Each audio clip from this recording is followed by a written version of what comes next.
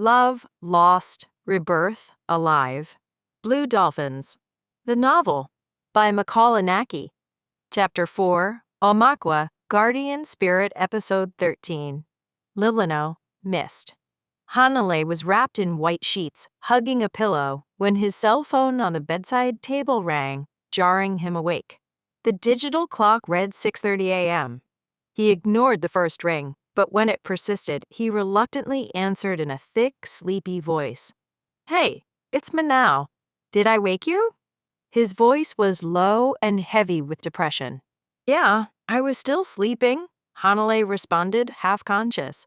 On the other end, Manao sounded downcast. "Sorry about that. What on earth is going on this early in the morning?" "Nothing. I just got back from after hours." His tone was hollow, echoing as if it were coming from thin air. "Oh my God. You were probably on drugs again, weren't you?" "Yeah. Anyway, I'll call you later. Go back to sleep." His voice sounded distant, failing to resonate. "Okay," Hanalei mumbled as Manao abruptly cut the line. Still in a daze, Hanalei wondered why Manao had called so early. He hadn't asked for a place to crash. He hadn't asked for anything. Had he just felt alone or lost? It was too late to make assumptions since Manao was the one who hung up. Feeling too exhausted to process it, Hanalei let the next wave of sleep wash over him and drifted back into a dream state. Just as he was hovering in that half-sleep, his phone rang again. "Come on, give me a break." Thinking it was Manao calling back, he answered with as much sleepiness as he could muster. "Hello? Good morning, it's Coco. Were you still sleeping?" Hanalei sprang up, suddenly alert. "Oh, hi. Good morning. Yeah, I just woke up. What's up?" His mind wasn't fully awake, but his eyes were wide now as he glanced at the digital clock. It was already past 10:30 a.m. He immediately regretted pretending to be sleepy when he first picked up.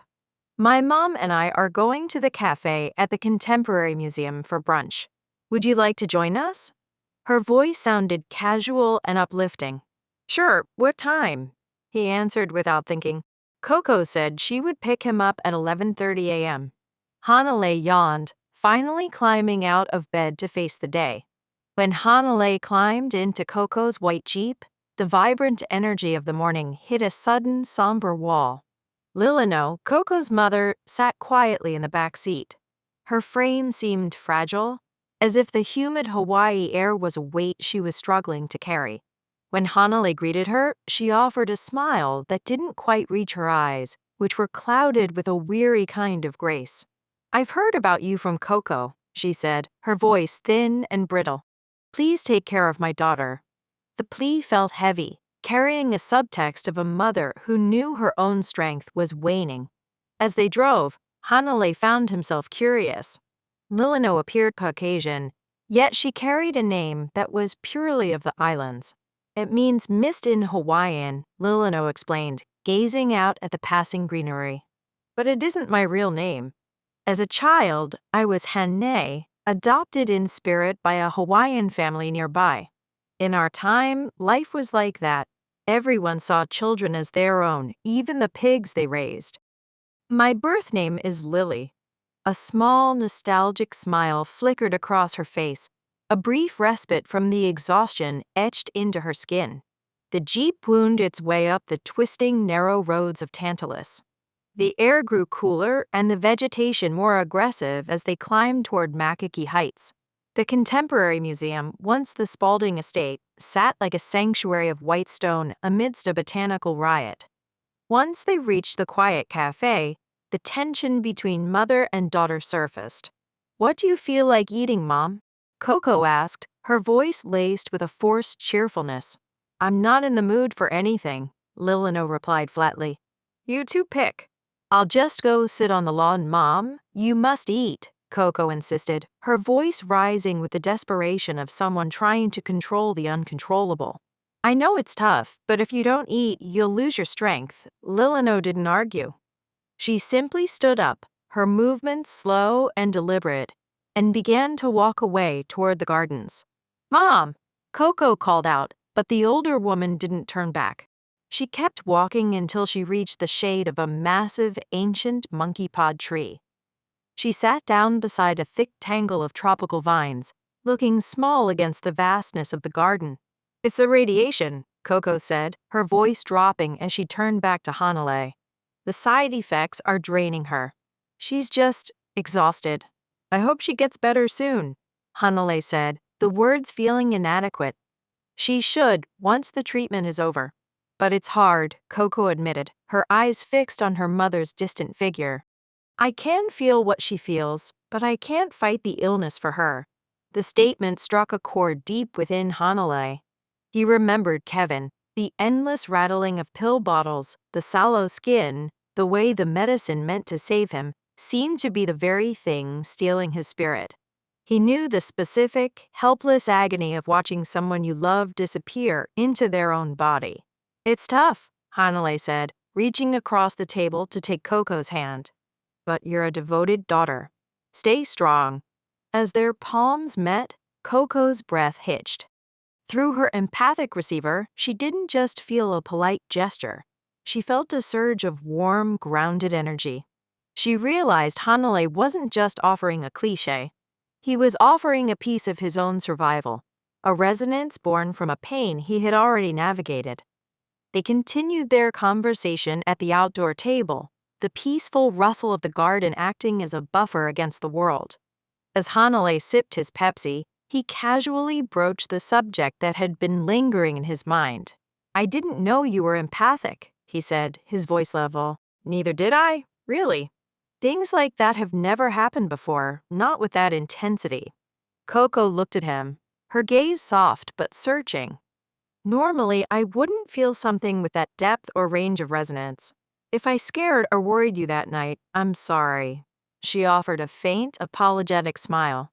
Hanalei remembered Keela's words about Coco absorbing the emotional debris of his past with Kevin. To protect himself from the memories he wasn't yet ready to face, he shifted the focus back to her. "When did you realize you had that ability?" He was genuinely curious.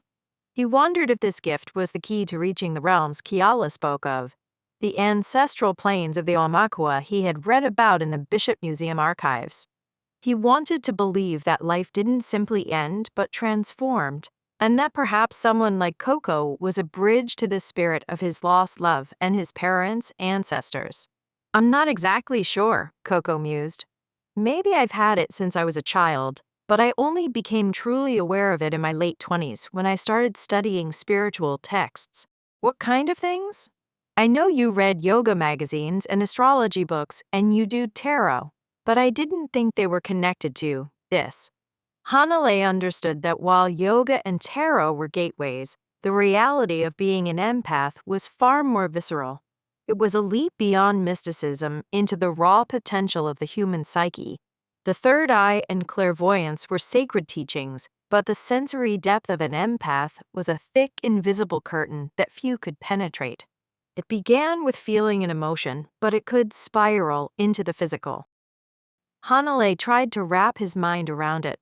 Could an empath feel the excruciating pain of a kidney stone, or the drenching heaviness of a failing liver? Could they experience the sharp, invasive sensation of a surgical incision, as if their own skin were being parted? To feel that level of suffering without will, without wanting to, seemed beyond human comprehension. It was one thing to be a seer, but it was a terrifyingly different thing to be a receiver for the physical and spiritual malfunctions of the people around you. "Is it always that physical?" Hanalei asked, his voice barely above a whisper. "To feel the core of someone else's pain, how do you live with that?" "I don't know. Honestly, it's new to me that it went that deep," Coco said, her voice dropping into a reflective register. "It surged after my surgery. Maybe battling that kind of pain for so long triggered something in my nervous system. Rebuilding one's body, it's indescribable. It's incomparable to any other surgery I've ever had." Hanalei sat in a heavy silence. He had no words for a confession of that magnitude. She explained how she had turned to meditation and visualization for healing, using the slow, deliberate stretches of yoga to reconnect with a body that felt newly born. That period was the biggest turning point of my life, she said.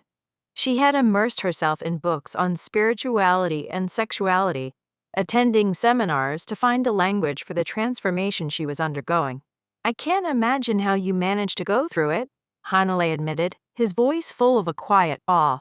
Reconstructing your very identity, your physical being, it's far beyond my comprehension. That's true, she replied with a small, knowing smile. Hanalei sat in stunned silence, the weight of the reality sinking in. In this year 2000, the path a person who desires to change sex from male to female has to walk isn't just a personal choice. It is a grueling clinical marathon. To even be considered for the surgery Coco had mentioned, an individual has to navigate a rigid medical gauntlet known as the standards of care. It begins with at least a full year of consistent hormone therapy, a chemical bridge to initiate the physical changes that would align the body with the spirit. But the hormones are only the beginning.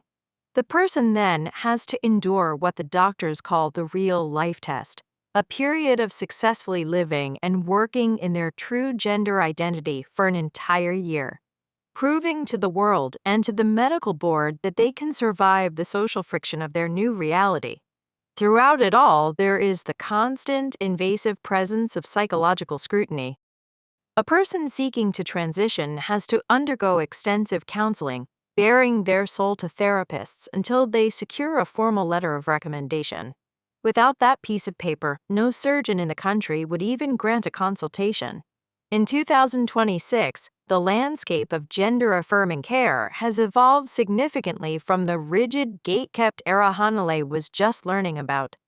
While the journey remains deeply personal and medically serious, the philosophy has shifted from a proving ground model to one of informed consent and individualized care. The real-life tested mandatory year of living in a specific gender role before receiving medical help is now largely considered an outdated and often dangerous relic of the past. Today, medical professionals recognize that for many, living authentically is only possible after starting the physical transition. In many clinics today, an adult who desires to transition from male to female can access hormone replacement therapy, HRT, through an informed consent model. This removes the requirement for a permission slip from a therapist. Instead, the medical provider ensures the person fully understands the effects, risks, and benefits of the treatment, allowing the individual to make an autonomous decision about their own body. The WPATH Standards of Care, version 8. For those pursuing surgical interventions, the requirements have become more flexible, yet remain thorough. The emphasis is now on persistent gender incongruence, rather than a set number of months or years of social performance. Hormone therapy, while still recommended, the 1-year requirement for surgery is no longer an absolute rule if it isn't clinically necessary for the specific individual. Psychological support. Counseling is now framed as a supportive resource rather than a hurdle. While insurance companies often still require 1 or 2 letters of support from mental health professionals for surgery, the focus is on assessing readiness and support systems rather than proving one's gender to a skeptical observer. Technological and legal shifts. Advancements in telemedicine have made these services accessible to those who don't live in major hubs like Honolulu or New York.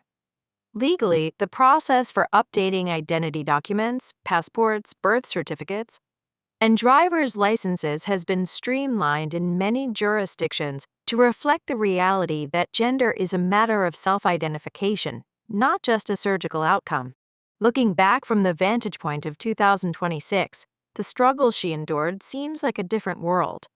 The war she fought to be seen as a candidate has been replaced by a system that, while still facing political challenges, increasingly views their identity as a human right rather than a medical diagnosis.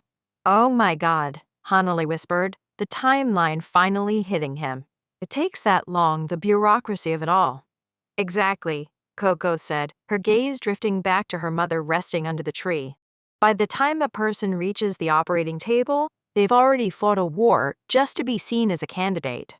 It's a life's work before you even get to start living. Once it's done, there's no turning back, Coco added. The laws might change in the future, but right now, that is the legal and medical gauntlet you have to run. Hanalei listened as she spoke of the heavy research she had done, the books, the interviews, and the dark documented stories of those who went mad or ended their lives after the transition. The psychological stakes were as high as the surgical ones. I was fortunate that my father had already passed away, she whispered. My brothers were against it, but my mother didn't object. Even then, the formal path in the U.S. felt too stifling. Because of my family inheritance, I was able to bypass the bureaucracy. I flew to Morocco to have it done. She described the years spent in Europe, recovering and acclimating to a new identity. After the surgery, it was challenging and uplifting to finally see this new form. But the feeling I had hoped for, that sudden, total landing into a female soul, it didn't happen right away. I struggled for a long time. Even now, I'm not fully settled. Part of me is here, but the other half is still in the past. I love being a woman, but being loved as a woman, it's hard to describe. Did it make you happy? Hanalei asked. In the back of his mind, the voices of Kiala and Jim echoed the same question. Is she happy? Coco stopped eating her salad and looked up at the vast cobalt blue sky. I don't know, maybe it's 50-50. She sighed, a sad, reflective smile touching her lips.